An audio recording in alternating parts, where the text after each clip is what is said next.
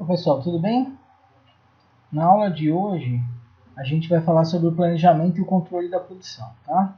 A gente já tem aí o texto, né? Eu mandei ele dividido em duas partes, porque ficava grande, né? Quando eu escaneei, mas a gente vai conseguir ver aquele material em apenas um vídeo, tá? Bom, então o autor ele trabalha com a ideia de que planejar e controlar é muito mais do que simplesmente você decidir e monitorar. Para ele, planejar vai ser considerado os objetivos da empresa e controlar vai ser as metas da empresa. Porque a gente sempre tem a ideia de que planejamento, quando a gente está planejando, a gente vai ter que decidir um monte de coisas que a gente vai fazer, e o monitoramento é observar se aquilo que a gente decidiu fazer está efetivamente acontecendo. Falou, bom, isso também é planejar e controlar, mas é muito mais do que isso. A empresa precisa ter objetivos e ela se planeja. Quando ela está fazendo o planejamento, ela está pensando em objetivos que ela quer alcançar, né? Objetivos que ela tem. E aí ela precisa fazer o controle, que na verdade é observar, colocar metas para ela ir ao longo do tempo atingindo essas metas, e quando ela atingir todas as metas, ela consegue chegar no objetivo da empresa, né? Então, para ele, o controle seria muito mais algo para longo prazo. Você faz um planejamento, você está sempre pensando no longo prazo, e as questões do controle aí já são mais para questões de médio e curto prazo. Aí está curto e longo prazo, mas é curto e médio prazo. Tá? Então a gente coloca as nossas metas visando atingir o que foi planejado. Então a gente tem o curto prazo para chegar no médio prazo, para com isso a gente conseguir ter o planejamento, atingir o planejamento que é o longo prazo. Tá? Quando eu mandar os slides para vocês, eu vou corrigir ali de curto e longo prazo, vou colocar curto e médio prazo. Tá? Visando atingir o que foi planejado, ou seja, atingir os objetivos de longo prazo. Planejamento e controle da produção, então, vai ser um sistema de informações que vai suportar as decisões a serem tomadas, sempre monitorando os resultados. Então, é isso que ele entende, né? Um conjunto grande de informações que podem vir de softwares, etc. Que aí você vai, com base nessas informações, é que você vai vendo as decisões que você precisa tomar. Você não pode tomar a decisão só com base nos achismos. Você precisa ter um conjunto grande de informações para te ajudar a tomar as decisões, né? E o controle é isso, é sempre você vendo ou monitorando os resultados e vendo se você vai conseguindo atingir as suas metas, né? Então, o pessoal que desenvolve sistemas de planejamento e controle, eles trabalham com estruturas de informação e modelos matemáticos de decisão. E aí vai depender, obviamente, de cada empresa, né? Como é que é a característica da empresa, como é o tamanho da empresa, como que ela trabalha, para saber como é que monta as estruturas de informações e os modelos matemáticos que vão ser utilizados. Não é a mesma estrutura de informações e modelos de um modelo matemático que funciona para todas as empresas. Então, cada uma vai ter suas características, cada uma precisa de uma diferente estrutura de informação e, consequentemente, também precisa de um diferente modelo matemático, tá? Modelos matemáticos de decisão. Bom, então o planejamento vai tratar dos problemas que vão levar às grandes decisões da empresa, né? Que vai afetar o longo prazo da empresa, que vai afetar inclusive a sobrevivência ou não da empresa, né? Ou o crescimento da empresa. Então, por exemplo, estava conversando com um produtor no Vale de São Francisco, eu perguntei, e aí, você vai passar de 1.000 hectares? Ele falou, não, de acordo com o meu planejamento, a gente não está pensando nisso. Então, ele tem um planejamento, ele tem uma ideia, e aí, com base nisso, ele tomou a decisão sobre o crescimento ou não da empresa. Então, ele já acha que está grande o suficiente e não quer crescer mais. É óbvio que essa decisão dele vai impactar o quê? O longo prazo, né? Pode ser que tenha sido uma decisão correta ou a empresa sobreviva, ou pode ser que não. Apesar de que a empresa não precisa. Quando eu falo crescimento da empresa, não é crescer, por exemplo, se for uma área rural, não é crescer simplesmente em área, né? Eu estou falando crescer em termos de faturamento, né, de lucratividade. Aí você, não necessariamente você precisa ter mais área para você ter um maior faturamento, né? Tem outras variáveis que vão decidir, certo? Mas uma decisão incorreta, um planejamento incorreto pode levar inclusive à falência da empresa, né? Ela não conseguir planejar direito, né?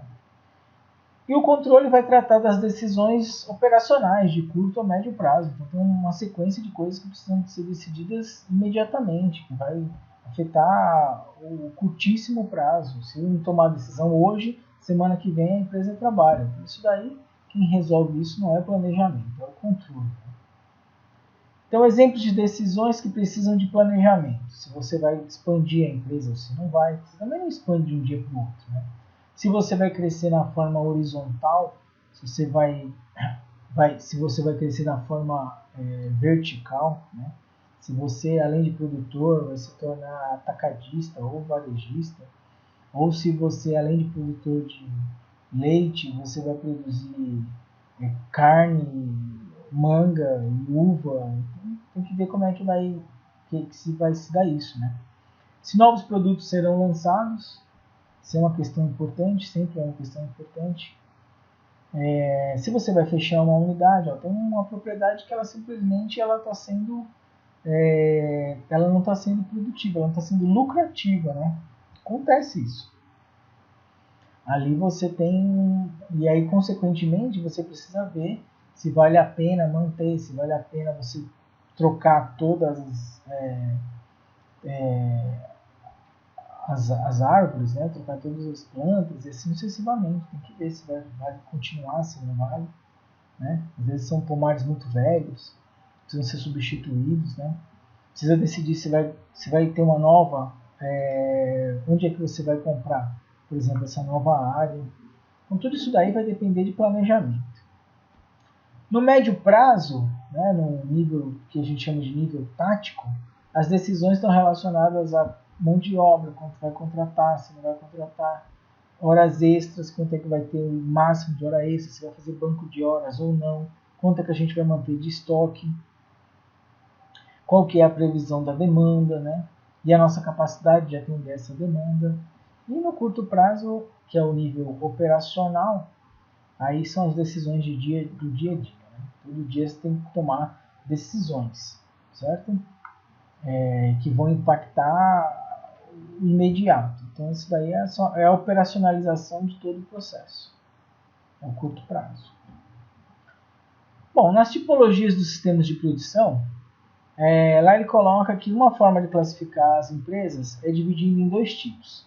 Aquelas que são um sistema para produção de bens, como você produz manga, leite, açúcar e álcool, por exemplo, né, carne. Então ali você está produzindo bens, certo? Sua empresa ela produz bens. Agora, por exemplo, se você dá uma consultoria sobre o mercado, aquilo ali não é um bem. Por mais que eu entregue para o cara um documento com as análises, com os gráficos, com as informações, mas eu estou vendendo para ele um serviço, certo? Colheita. Você contrata uma empresa para fazer a colheita. Então, tudo bem. Aquilo ali o cara presta um serviço, tá? Para você. Então é diferente, né? O que ele colheu, aquilo ali é um bem. Mas o serviço dele é a colheita, tá? Então tem diferenças entre produção de bens e produção de serviços, né? Então os sistemas de produção de bens, eles vão poder ser classificados em duas formas. Em relação à exigência do consumidor e em relação à tecnologia de fabricação. Tá? Então os sistemas são divididos em produção de bens e de serviços, e dentro da produção de bens, eles podem ter uma outra classificação, que é com relação à exigência do consumidor e à tecnologia de fabricação. Sobre a exigência do consumidor, ela ainda pode ser subdividida entre aqueles consumidores que exigem disponibilidade imediata, né? Comprou, já quer receber, pagou, levou, e aqueles que aceitam aguardar um período para poder obter o produto. Né? Então vamos imaginar que você quer comprar um iPhone novo. Você vai ali no galeguinho do iPhone, né? E merchandising para ele aí, nem ele sabe. Mas aí você vai na loja ali, tem disponibilidade imediata. Você comprou, pagou, levou. Certo? Agora, um príncipe lá da Arábia Saudita, lá, os árabes lá, o cara pediu para a Apple fazer 100 iPhones dourados, né, de ouro, né? E ainda com diamantes ainda, que ele queria entregar para as 100 esposas que ele tem. O cara tem um harém com 100 esposas. Aquilo ali, ele ia dar um para cada um. Aí aquilo ali não tem. Assim, não adianta chegar ali no galeguinho do iPhone, que ele não vai conseguir encontrar esse iPhone desse jeito, certo? Então o cara tem que mandar a Apple fazer. E é óbvio que a Apple faz, é muito mais caro, né? E aí ele tem que aguardar.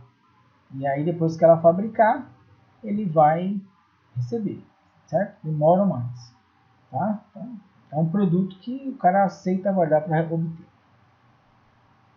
No caso da tecnologia de fabricação, ela só pode ser também subdividida entre aquela produção que é contínua, né?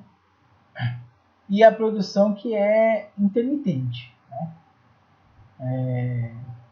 Então tem nas nossas características aqui, a gente vai ter muita produção intermitente. Então você tem um período que tem chegar a empresa, tem safra, né? Tem produto e depois passa um período que não tem, aí depois chega mais e assim vai, né? Então ela ali é uma produção intermitente. Ali é unitário, vírgula, lotes, vírgula, grandes projetos, tá? E tem outras que são uma produção contínua, né? Em linha, né? Nunca para, certo? Não tem como parar. Entra lá a matéria-prima e já sai, do outro lado já sai o produto final, certo? Bom, em relação especificamente aos empreendimentos agroindustriais. Os empreendimentos agroindustriais no segmento de geração de matérias-primas para o agronegócio, eles vão ser considerados produção de bens, né? Em geral são contínuas ou intermitentes por lotes, tá? Quem vende a matéria-prima para o agronegócio, ou seja, aquelas empresas que vendem insumos, fertilizantes, né? Então, aquilo ali, em geral, são contínuas. A produção de bens, aquilo ali é um bem.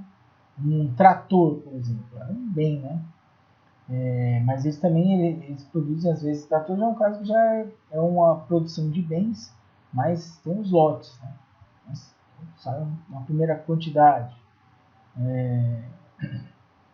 E óbvio que tem as outras coisas que são contínuas. O processo de produção de fertilizantes, por exemplo, então toda hora as máquinas estão fazendo, certo? No caso da comercialização, aí já é serviços, tá? Já se enquadra como um serviço. Comercialização que a gente está falando, o pessoal da logística de transporte e distribuição. Então aqui ali o cara presta um serviço, ele pega em determinado local e leva, por exemplo, até o CEAGESP de São Paulo. Tá? Já quando chega lá no atacado, né, quando chega no mercado do produtor, quando chega na CEASA, quando chega no CEAGESP, ou quando chega no Pão de Açúcar, no Bom Preço, aí já é produção do tipo abastecimento. Certo? Então existem diversas formas de você enquadrar os empreendimentos. Aqui dá uma visualizada lá nas várias possibilidades que você tem. Né? E a produção em si pode ser considerada do tipo intermitente, porque você tem, por mais que a área toda, por exemplo, de uma fazenda, ela tenha fruta a semana inteira, mas uma determinada, primeiro é uma determinada lote, depois passa para outro, depois para outro. E você vai ter várias áreas em estágios diferentes. Né? A mesma planta, ela não dá fruta toda semana. Então é um intermitente. Né? E aí é considerado também para grandes projetos, porque você tem que levar os recursos, tudo que você precisa para produzir, você tem que levar lá para a área. Né? Eu chamei aqui, ó, tem que levar lá na roça, né? Lá no lote. Tudo tem que ser direcionado para lá. Você compra e leva para lá. Bom, e a questão do planejamento? O planejamento é basicamente você entender o que você vai produzir, né? E aí vai depender dos recursos disponíveis e da condição de mercado. Vai depender também a outra pergunta é quanto você vai produzir e para quando você vai produzir. Então, essas são as 3 perguntas que você precisa responder quando você está falando sobre o planejamento do empreendimento rural, né? O que produzir vai depender dos recursos disponíveis, é óbvio. Você não pode querer produzir algo se você não tiver as condições necessárias, né?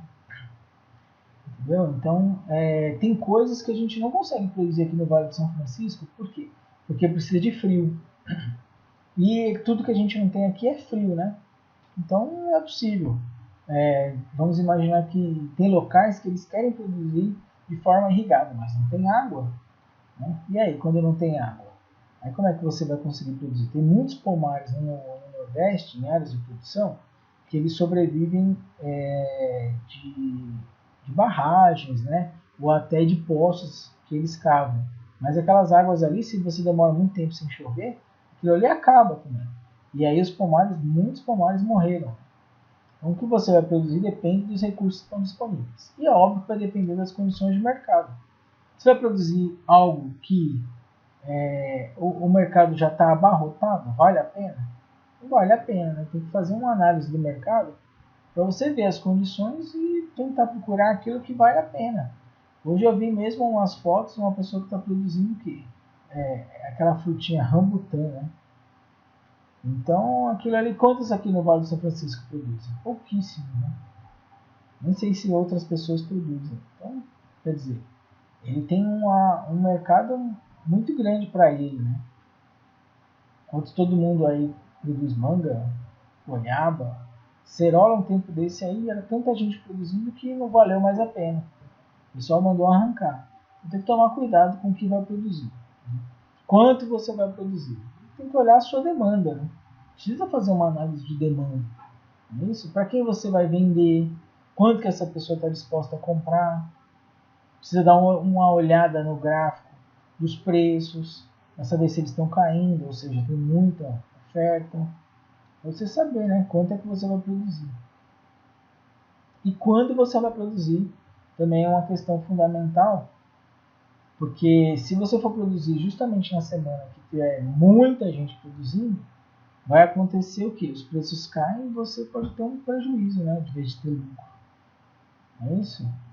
Bom, com isso se define se pode fazer o planejamento considerando as etapas de planejamento, manutenção e colheita e recuperação. Essas etapas são divididas em tarefas, ou seja, cada uma delas tem as atividades que são necessárias, quais os recursos produtivos que são necessários, quanto tempo vai levar para executar cada tarefa, a sequência que vai ter que ser seguida, né? Tem coisas que tem que acontecer primeiro, para depois acontecer a outra etapa, e assim vai, né? Nos empreendimentos rurais, 2 tipos de ferramentas gerenciais são as mais apropriadas para fazer esse planejamento. A primeira delas é a PERT, né?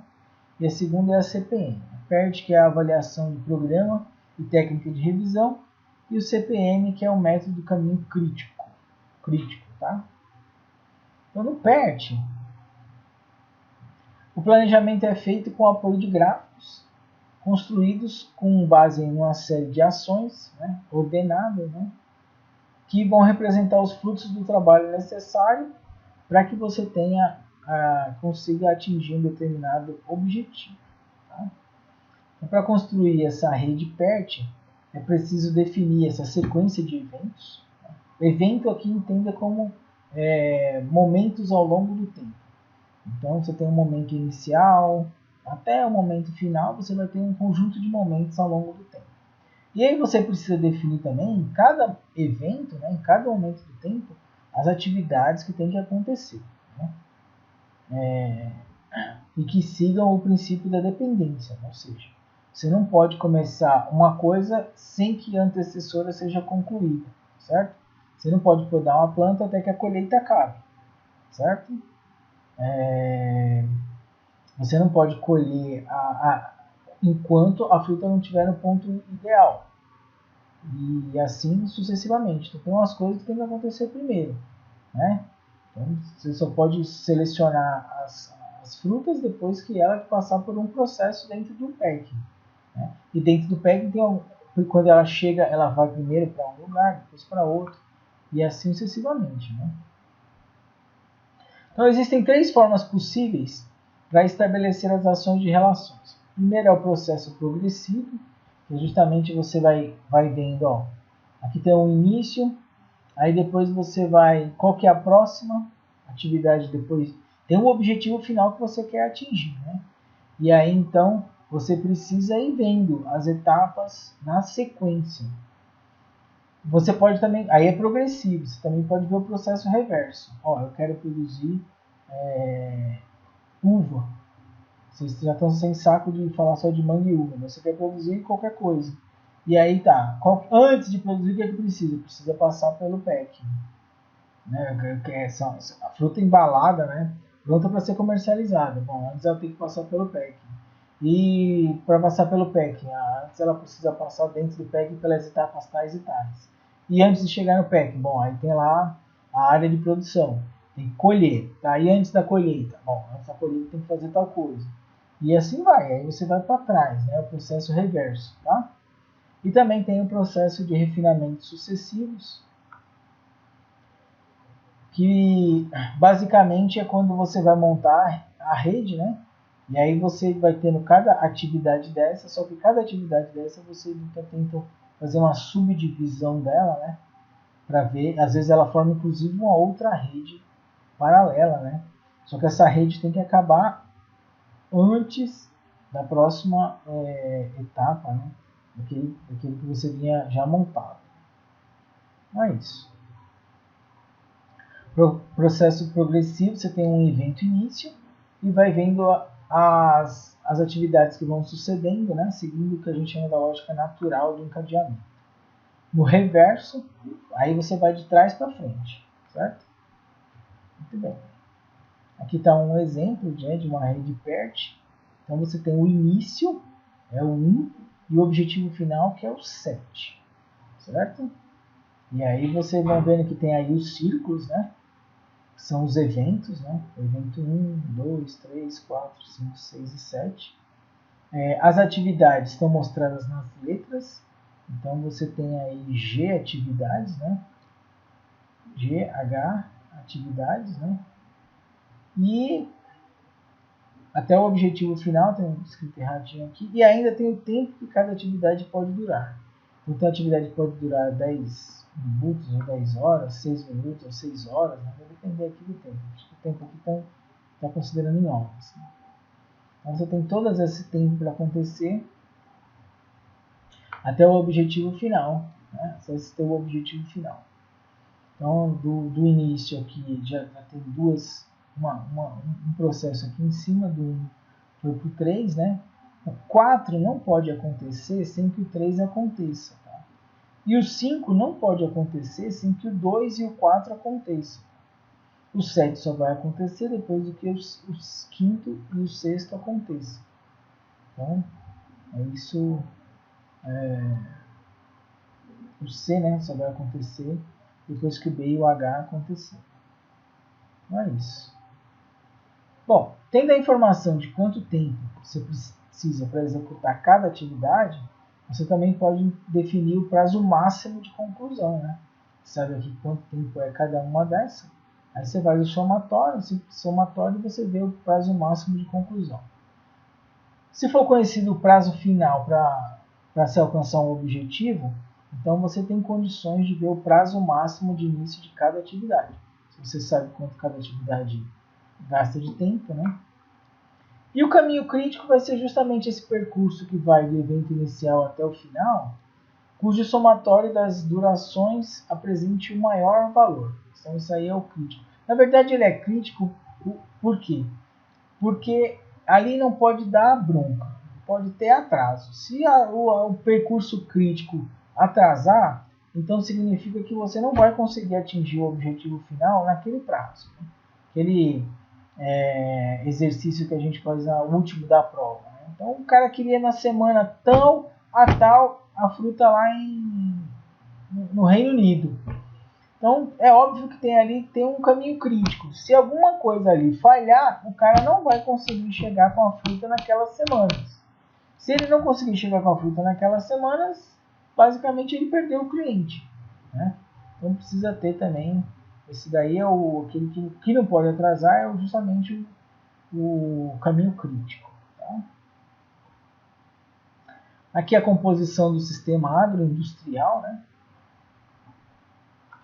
Porque a ênfase muito grande nesse capítulo não é no segmento da produção rural, né? Que eu ainda acho que é o que mais nos interessa. Né? Eu sei o que acontece dentro da propriedade. Mas esse daqui está muito relacionado com a agroindústria.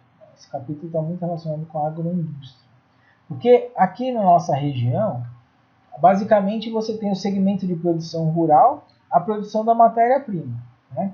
Então o cara pegou lá a fruta. E aí depois ela vem para um processo simples. Basicamente ela passa ali no packing para ser embalada, lavada, as mangas são lavadas tal, e organizado, coloca em pacote e já manda para centro de segmento de distribuição, né? Os atacadistas e os varejistas. Eles não têm grandes transformações, não é isso?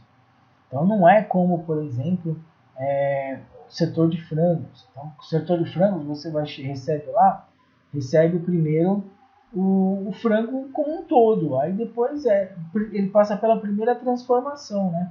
Ele vai ter que ser cortado em diversas partes, né? Porque você pode vender o frango inteiro, mas normalmente você vende as partes separadas. Né? E tem outros processos que são mais complexos. Né? Então, em que você tem que ter uma transformação daquela matéria-prima, né? E aí você então porque você não vai vender do jeito que ela chega. Você está comprando couro para fazer um sapato. Então ali a matéria-prima é o couro, mas ele vai precisar passar por diversos processos até efetivamente ele chegar no varejo, digamos que são as lojas que vendem sapatos. É diferente, então, esse tipo de processo. Né? As nossas aqui é muito mais simplificado. Tá? E esse texto está muito relacionado, vocês vão ver uma parte lá, que ele está muito relacionado com a agroindústria em si, como é que ela funciona. A gente nem tem muitas agroindústrias aqui no Vale do São Francisco, na verdade. Né? O que a gente tem são agroindústrias, algumas agroindústrias que não são grandes, mas de produção de suco. Basicamente, de polpa, alguma coisinha pequenininha ainda de polpa, mas não é efetivamente uma grande agroindústria transformadora, certo? O PEC não é uma agroindústria. Tá? Bom, a questão da demanda. A demanda vai depender da empresa estar integrada ou não numa cadeia de suprimentos. Se ela estiver integrada, então ela tem um conjunto de contratos, ela meio que tem a ideia de quanto que é a demanda que ela precisa atender. Agora, se ela não tiver, ela vai vender no mercado que a gente chama do spot, aí tem um monte de incerteza envolvida. É isso? Agora mesmo com esse problema da crise do coronavírus, quem estava integrado, quem tinha os seus contratos com os supermercados na Europa, por exemplo, então esse pessoal conseguiu continuar vendendo, né? Certo? Agora, quem levou o seu produto para quando chegar lá, tentar conseguir um comprador, etc., esse teve mais dificuldades.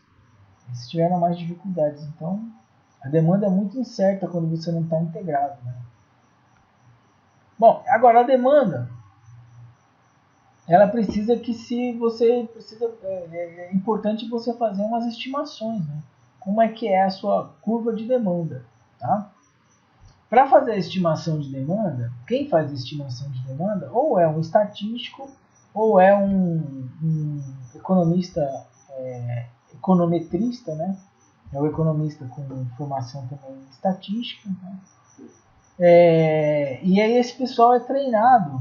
Aí no curso de economia da FACAP tem duas disciplinas, chama econometria 1 e 2. Lá que os estudantes aprendem a fazer estimações de curva de demanda. Mas basicamente, se você tiver uma série longa, uma série aí dos últimos 10 anos, você consegue ter uma ideia da demanda. Você plota isso daí num gráfico e vê o comportamento, né? Basicamente você vai encontrar alguma coisa nesse sentido aí, ó, na A, né? Significa que a sua demanda está estável. A curva de demanda tradicional é a C, né? Que ela vai indicando ali que quanto mais nesse caso aqui não é a demanda não está em função do preço, ela está em função do tempo, tá? Então ali está dizendo que simplesmente a demanda tem caído ao longo do tempo, né? Ou seja, as pessoas estão comprando menos daquele produto. O B indica que a demanda tem crescido ao longo do tempo, né? Ou seja, uma informação importante, saber que está crescendo, né? E a D, aí ela mostra a sazonalidade. Então tem produtos que tem época que se vende muito, depois se vende pouco, né? Porque ela tem uma questão sazonal. É isso? Caqui em São Paulo. Então, bom, os caras têm a época de produção, que as pessoas consomem muito caqui, depois enjoa, aí vai comprar outras frutas, depois volta a comprar caqui de novo, no outro ano, e assim vai. Certo? Então precisa ter uma noção de como é que é essa sua demanda, né? Isso aí você consegue fazer uma análise gráfica, você pega a quantidade demandada da empresa e ao longo do tempo, né? Normalmente isso aí você pode fazer por semana, por mês, como é que for. E aí você plota no gráfico e você vê com mais que ela se parece. Vê se parecer com alguma dessas quatro aí, com certeza, tá? Agora isso daí também dá para ser estimado estatisticamente, né? E aí ele gasta um tempo falando sobre isso, sobre sazonalidade, sobre tendência, mas essa parte aí a gente não vai cobrar de vocês, porque vocês precisam entender o que é uma demanda, se a demanda pelo produto está crescendo, se não está crescendo, né? Está diminuindo, mas vocês não têm essa necessidade de estimar efetivamente uma curva de demanda. Quem quiser, vai lá na econometria lá, 1 e 2, e aprende, tá? Mas não é o caso aqui agora. Bom, e as empresas precisam ter um plano mestre de produção, que é onde você registra, né, as decisões sobre o que vai produzir, quais produtos serão produzidos, quando, né, de forma a usar adequadamente todos os seus recursos e o que foi investido, né? É óbvio que o plano mestre vai depender da sua demanda, né? O que você vai produzir, quanto você vai produzir, tudo depende da demanda. Quando você vai, em que período? Então tudo vai depender da demanda, né? Agora é óbvio que para se ter produção é preciso você ter a disponibilidade de matéria-prima, né? O que em alguns casos é sazonal. Você veja o caso do umbu, por exemplo, aqui da Cooper Cook de Uauá. Então o umbu é uma matéria-prima absolutamente sazonal. Você não tem umbu o ano inteiro, todos os meses, todas as semanas, né? E eles precisam fazer a geleia de umbu, várias coisas que eles fazem com umbu lá, doce, né? Então, ali é uma situação, porque você precisa prever como é que você vai fazer a produção. Agora, você não tem matéria-prima em grande quantidade durante todos os meses do ano, porque existe uma sazonalidade, é isso? Então, quando tem sazonalidade, algumas situações você pode, por exemplo, guardar numa câmara fria, e aí você estica um pouco mais o ciclo de vida do produto. Às vezes você faz um tratamento químico para durar um pouco mais, e assim vai, né? Então, esse pessoal tem um plano de mestre de produção que tem um tempo de vigência, né? Às vezes não é longo, mas que continuamente vai sendo revisto, tá? Bom, e aí depois ele vai passar por uns itens que vocês vão ver que são bem relacionados com a questão muito técnica, né? Da parte dentro da agroindústria em si, certo? E aí essa parte aí eu acho que vocês podem fazer uma leitura para ter uma noçãozinha geral, né? Mas aí depois vocês focam, né? Para a gente dar um pouco mais na parte do planejamento, na comercialização, que eu acho que dessa parte final é o tópico mais relevante, né, dessa segunda etapa, segunda parte, né, do capítulo, essa parte final do capítulo. Bom, A ênfase do planejamento da comercialização se dá na gestão dos estoques, né, de produtos acabados. Então, o planejamento na comercialização, basicamente, o cara está preocupado com isso. Como é que eu vou fazer a gestão do estoque? Tá? Por quê? Porque o estoque é uma coisa complicada. Ele não agrega nenhum valor ao produto. Pelo contrário, ele só gera um custo, o custo de estar estocado e de você manter. Tanto é que o ideal sempre é você ter a menor quantidade de produtos no estoque possível. Mas existem situações em que você não pode ter estoque zero, porque tem consumidor que quer comprar imediatamente, né? Então você chega numa... Eu ficava muito preocupado, saindo um pouco do sistema do setor agropecuário, mas você chega numa livraria e o cara tem que ter pelo menos 2, 3 exemplares de uma quantidade muito grande de livros. E às vezes você vê que tem livro que está ali há anos e o cara nunca conseguiu vender uma unidade, né? E vão lançando novos livros e você não pode só comprar os livros que as pessoas vai vender todos. Então eu acho que assim era muito difícil você fazer gestão de estoque de livraria, né? Eu acho que é por isso até que essas livrarias todas elas quebraram. E hoje em dia é difícil você ter uma livraria mesmo, né? Tirando em grandes locais, assim, capitais, né? Mas é difícil você manter. Porque tem o custo do livro que você comprou, pagou, ele está ali na estante. E vai se passando semanas, meses, anos, ele não estraga, ele fica ali, mas também ninguém compra, né? Entendeu? Então eu acho muito difícil. Então é isso. Estoque ele não agrega valor ao produto, mas ele tem um custo, né? Certo? Então você precisa fazer esse planejamento. Então a primeira preocupação tem que ser diferenciar o que vai merecer mais atenção e o que merece não precisa de tanta preocupação. Tá? O que precisa de mais atenção é aquele mais demandado, é aquele que tem um valor econômico maior, né?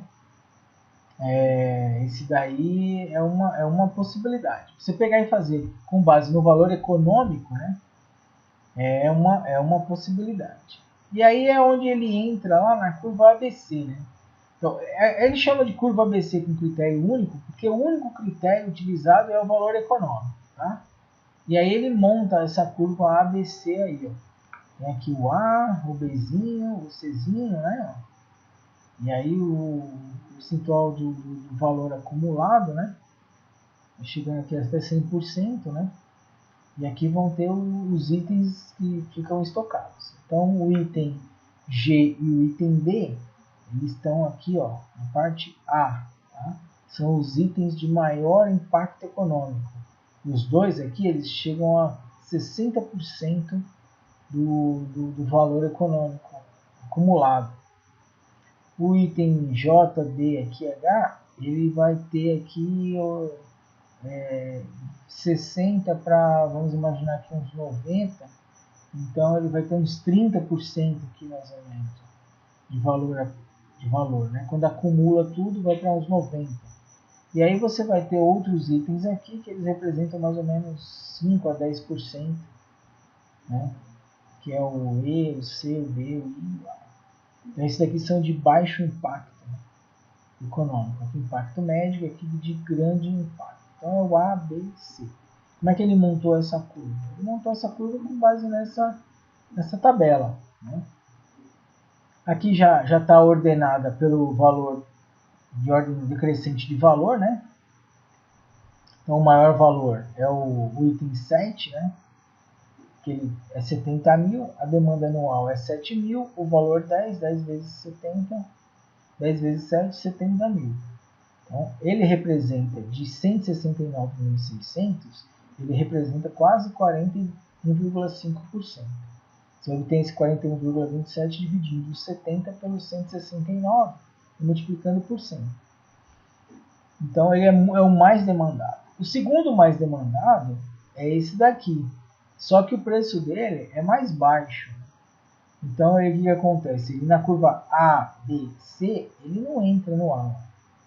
Por quê? Porque o valor da demanda dele só foi 13.800. Então, a demanda anual desse pequenininho, desse item 6, ela é pequena, 750, é a menor de todas. Contudo, o valor unitário dele é muito grande, 50. Então, o valor da demanda, 750 vezes 50, é 37.500. Coloca ele em segundo lugar na ordem, né, do crescente de valor de demanda. Certo?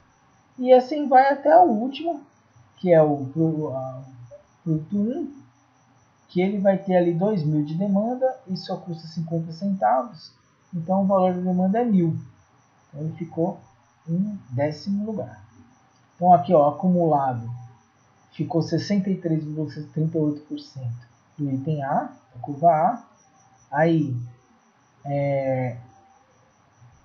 a gente vai ter aqui, ó, o B, esses três aqui, ó, quando acumula, eles geram ali quase 85% de valor acumulado, né? Tudo, né? Então, se você diminuir os 85 dos 63, você vai ter ali 22, mais ou menos, né? Por cento de valor, de percentual. E aí depois o restante aqui, ó, ele vai ter, na verdade, é isso aí. 41,27 mais, quando acumula vai dar 63. É esse mais esse, daí esse aqui. Certo? Muito bem. Então você vai ter o C, o B e o A. Então o valor da demanda é um critério, mas podem ser pensados outros critérios, né, para definir o que precisa de mais atenção nos estoques. E aí de curva ABC de um critério, ela passa a ser curva ABC múltiplos critérios, com múltiplos critérios. Né? Independente desses critérios, é importante se definir uma periodicidade para a reposição dos itens de estoque. Certo? Então, tem reposição que acontece semanalmente, tem outras que até anualmente pode acontecer. Tá? Sendo que os classificados como A sempre vão ter uma reposição mais sistemática, né? Com um intervalo de tempos menores. Tá? Isso daí, inclusive, depois ele termina o capítulo mostrando que dá para utilizar de modelos matemáticos para fazer essa reposição de estoques. Então, vai ter lá uma parte ele mostrando a matemática da história toda. Vocês podem dar uma lida lá, mas é uma outra situação que a gente também não vai cobrar nesse nível, mesmo porque eu nem sei como é que é o nível de matemática de vocês, se sabem derivar, tal. Então ali é mais para vocês terem uma ideia de que dá para fazer também utilizando uma matemática mais avançada, que isso daí o pessoal da engenharia da produção já tem mais, que vão ficar responsáveis, ou o pessoal da economia, mas até o pessoal da engenharia da produção vão ficar responsáveis por essa parte aí da análise, né? Mas vocês que estão vendendo, vão vender, né? Dentro da função de vocês é sempre importante ter uma ideia do todo, tá? Tá bom? Ok, pessoal? Então é isso, tá? Um abraço.